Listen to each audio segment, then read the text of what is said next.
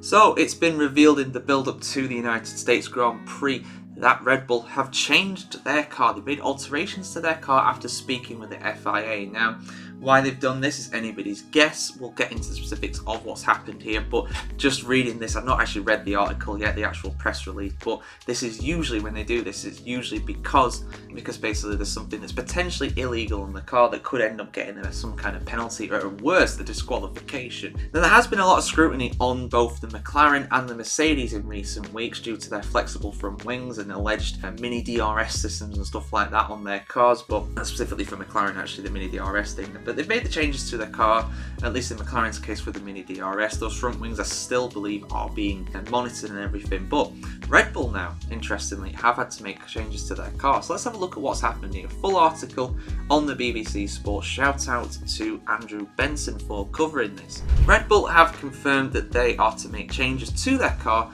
as a result of discussions with governing body, the FIA. Rivals had alerted the FIA to a device in the Red Bull cockpit that they believed could be used to adjust the height of the front of the car's floor. Ooh, interesting. The concern of rival teams was that this could be used to make changes to the car's setup between qualifying races when they are not allowed. That's obviously when it's in parc fermé. So after qualifying during a normal Grand Prix weekend, it's slightly different from sprint weekends, but during a normal Grand Prix weekend, basically when the car goes out onto the track for the first time in qualifying, the setup of that car cannot be changed. The only things that can change are things like fuel load, tyre pressures, and the front wing angles. That's it. Aside from that, things like the front ride height, the front of the floor, that can't be changed.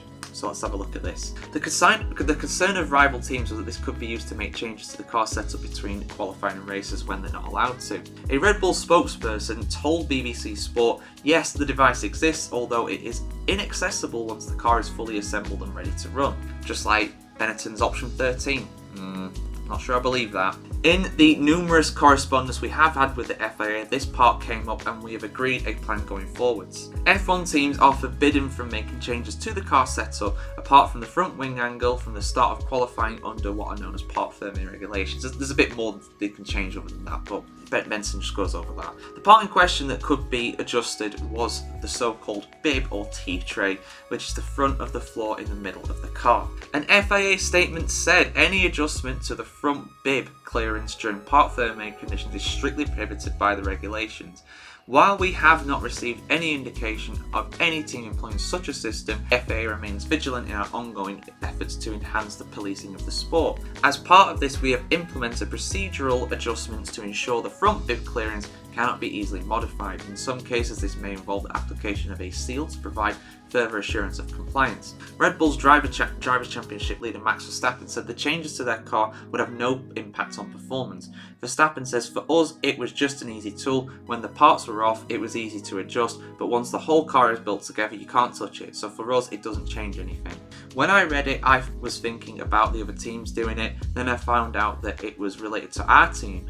We never even mentioned it in the briefings. It was just an easier tool to adjust stuff. Okay, fair enough then. In that sense, I retract what I said earlier. You know, if that is true, which I imagine it would be, because otherwise they probably would get disqualified from quite a few races. If they can't actually access it, it's fair enough. But it's one of them where it's like, well, why is it there? Well, they say it's to help with assembling the car, which again is fair enough. There's nothing wrong with that. But in theory, if someone's fibbing, it could be, but I do believe what they're saying, to be honest. But let's have a look here. So, McLaren's Lando Norris, who is challenging Verstappen for the driver's title, said, it's one thing having it on your car and another how much you exploit and use it, which we have no idea on. If they have been using it in the way that people think they have, maybe it will shift things, but they have not got several poles and wins for just such a device. I don't think it will change anything, but when you see poles decided by thousandths of a second, you might say maybe it will change something, but that's if they've been using it out on the track, which apparently you can't access it, and they will have tested that as well. They won't have just been like, yeah, we'll take your word for it, Red Bull, all good, mate. No, they'll actually test it and see whether a driver could in theory do it. It's going to be in some part of the car, because that bit of the car they're talking about, that is basically where the legs are, I believe, and that's where the front of the floor is anyway, so I don't think they could access it even if they tried to. They are really tightly strapped into these cars. They're not able to really freely move other than like their arms for the, obviously to get the buckles off and then to obviously, steer the car. aside from that, Formula 1 car drivers can't really move around that much, which is, keeps them safe and everything. Sources close to the situation say that FIA was informed of the device on the Red Bull over the course of the Singapore Grand Prix weekend last month. Rivals had seen its existence in what are known as open source component documents that teams have to provide to the FIA about the design of the cars. The ability to adjust the floor of the car would enable teams to better balance the demands of qualifying and racing. The team would prefer the car to run lower in qualifying and higher during the race.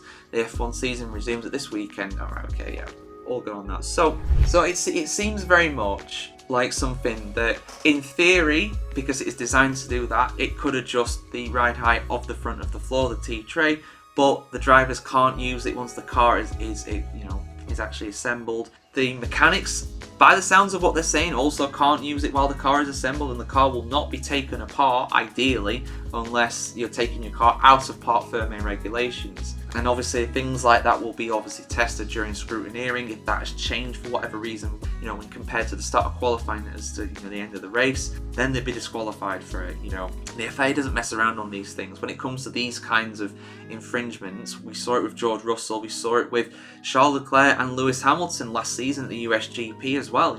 It does happen where cars are, for whatever reason, for various reasons, they are illegal by the end of the race. And if they're illegal by the end of the race, they get disqualified. If Red Bull were found to use this device illegally, then they would have been thrown out of a number of races, and we'd be talking about a really sensational story here.